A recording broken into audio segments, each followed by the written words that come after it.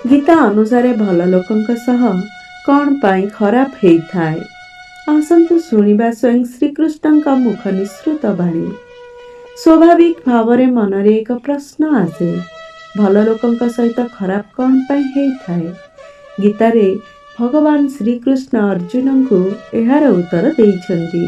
गीता सार आपण अनुभव करिथिबे जो लोक माने भल कर्म करंती, भल हृदयर मनीष होइथांती, सेमाने जीवन रे बहुत चिंतित रहंती। किंतु खराब कर्म रे लिप्त कपटी मनीष माने जीवनर भरपूर मजा उठांती आउ खुशी रे बंचंती। भल लोक भल कर्म करिकि मध्य तांको जीवन रे बहुत परीक्षार सामना करिबाकू पड़े, जेतेबेले कि खराब कर्म करुथिबा लोक खुशी रे जीवनर मजा उठांती। ए विषय भागवत गीतार लिखा जाइछि। भागवत गीता अनुसार जेतेबेले अर्जुन मनरे कौनसी द्विविधा आसुथिला, कृष्ण तार समाधान करुथिले।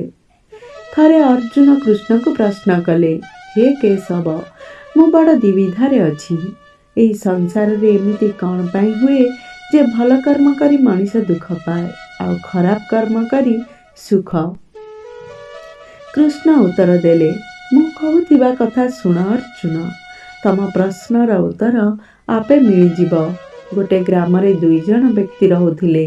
जणे बेपारी थिले, जे धर्म रे विश्वास करुथिले, जे सबुबेले मंदिर को जाती, पूजा पाठ करती, कहा मनरे केबे कष्ट देला भली कथा कहंतिनी। आउ द्वितीय व्यक्ति जनक जे मंदिर रु सर्वदा चपल चोरी करती, लोकंक सह कूट कपट करती, सर्वदा खराब कर्म रे लिप्त रहती। गोटे दिनर कथा, जोरे वर्षा हेउथाए। मंदिर रे पुजारी को छाड़ीदेले आउ केही नथांती। एहार सुजोग नहीं द्वितीय लोकटी मंदिर रे पशिकी मंदिरर सब धन चोरेई नेला। ठीक समय रे प्रथम लोकटी पूजा करिबा पाई मंदिर आसिला। आउ दुर्भाग्य को पुजारी ताकू चोर भाबी नेले आउ चिलेइबाकू लागिले। फल रे किछि लोक सेठी एकत्रित होई गले आउ सबु मिसिकी ताकू पिटिबाकू लागिले। कौशल क्रमे से सेठू निज जीवन बंचेइकी फेरुथिबा बेले दुर्भाग्य तार साथ छाड़िलानी। मंदिर बाहर गोटे गाड़ी रे जाइकी पिटी हेई गला। सेठू छोटेई छोटेई घर को फेरिबा रास्ता रे तार द्वितीय व्यक्ति संगे देखा हैला।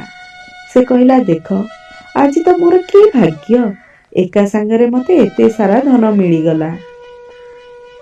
ए सबु देखिकी ताकू बहुत खराब लागिला आउ से ता घरू भगवानकर सबु फटो बाहर को काढ़ी देला। किछि दिन पर से दुई जण व्यक्तिंकर मृत्यु हैला। पर उभय जमराज को दरबार रे पहुंचिले।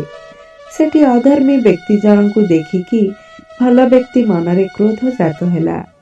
से जमराज को पचारिला, मु तो सबुबेले दान धर्म रे विश्वास करुथिली, एहा बदल रे मते जीवन सारा अपमान और दुख मिलिछि, किंतु ए व्यक्ति को धनर पुटुली एमिति भेदभाव कौन पाई। ता कथा सुनिकी जमराज कहले, नाई पुत्र, तोर बुझीबारे असुविधा अछि। जो दिन तोर गाड़ी रे दुर्घटना हैला से दिन तोर मृत्यु लेखा थिला, किंतु तोर भल कर्म जोगु ताहा एक छोट दुर्घटना रे परिणत हेई गला। आउ एई व्यक्ति भाग्य रे से दिन राजयोग थिला, किंतु तार कुकर्म आउ अधर्म जोगु केवल गोटे छोट पुटुली पाइला। सबु कथा सुनेला परे कृष्ण पचारिले, हे प्राथ, कौन एबे तमे तम प्रश्नर उत्तर पाइल?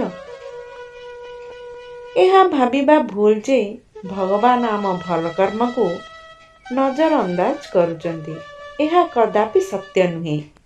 भगवान आमको केतेबेले केउ रूपरे कौन प्रदान करिथांती मनीष बुझी पारि न थाए, किंतु मनीष को तार कर्मर फल निश्चिंत मिली थाए। तेणु फलर आशा न करी कर्म सर्वदा भल करिबा उचित एवं कदापि व्यतिव्यस्त होई भगवान को उपरे आस्था हरेइबा अनुचित।